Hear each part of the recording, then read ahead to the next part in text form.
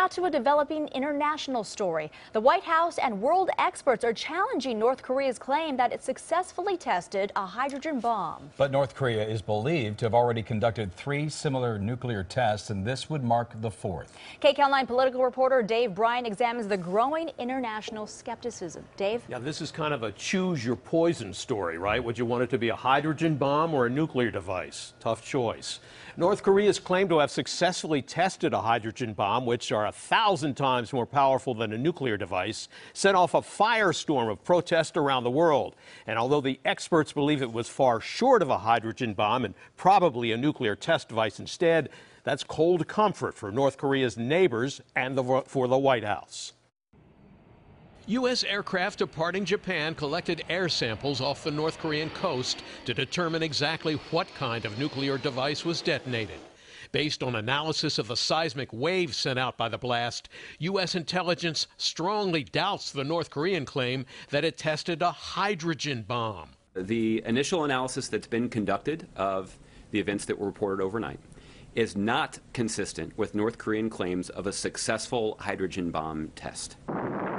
Last night's explosion is believed to have been less than 10 kilotons, about half the power of the nuclear bomb that destroyed Hiroshima at the end of World War II, and far below the seismic wave that would be expected from a super powerful hydrogen bomb. North Korea's state-run media declared the explosion a perfect test and defended its nuclear arsenal as a powerful deterrent against the chieftain of aggression, the U.S.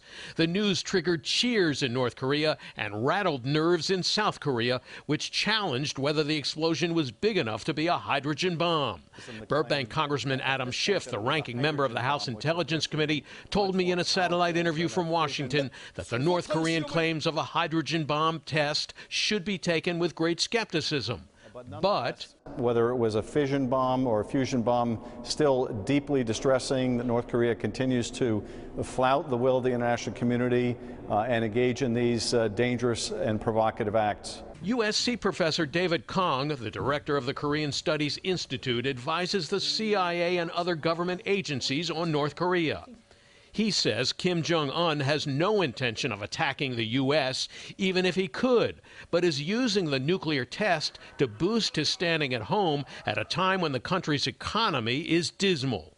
The Korean Workers' Party, the Communist Party of Korea, is going to have a meeting in May for the first time since 1980. So there's real pressure for him to be able to point to his own supporters at what he has done to keep North Korea great. And so it looks like he's doubling down on showing that he's got a strong military. Schiff says if the experts are wrong and it does turn out to be a hydrogen bomb test, which appears to be unlikely but not impossible, that would really shake things up. That can be miniaturized, that could be put on a ballistic missile, and then you're talking about something that not only threatens our allies but could threaten us here in the United States on the West Coast. That would be game-changing potentially. He believes it's time for the U.S. to put more pressure on China to rein in North Korea. But Professor Kong says that so far the Chinese have offered little more than talk. Everybody thinks that China is the key to putting pressure on North Korea. And that policy currently is they prefer stability over denuclearization. So they're not willing to take steps that would truly threaten the North Korean regime. And so until I see something more than talk, I think they haven't changed their policy. Now, even though all signs point to the North Korean test being a nuclear device, not a hydrogen bomb, we may never know for sure. The atmospheric testing could be conclusive, but there's no guarantee. If it does turn out to have been a nuclear test, it's believed to be the 4th such test in North Korea since 2006. Jeff?